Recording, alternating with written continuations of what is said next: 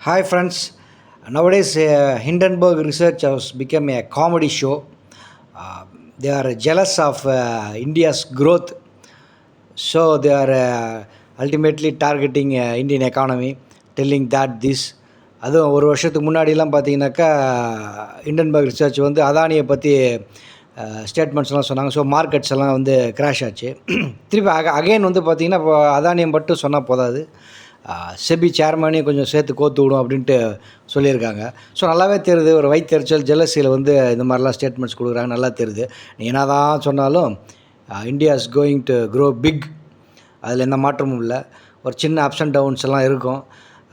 அது வந்து நிச்சயமாக இதனால் இருக்காது. ஏன்னா வந்து இப்போ வந்து காமெடி பீஸ் ஆகிடுச்சு இண்டன்பர்க் ரிசர்ச்சு.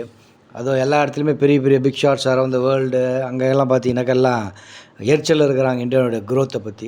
எல்லா ஸ்டாக்ஸ்லாம் விற்றுட்டாங்க. ஸோ எல்லா மார்க்கெட்டை கீழே எடுத்துகிட்டு வந்து கீழே வாங்கலான்றதுக்காக ஏதாவது ஒன்று ஒரு புழுகு மூட்டையை கைட்டு விட்டுக்கிட்டே இருக்கிறாங்க.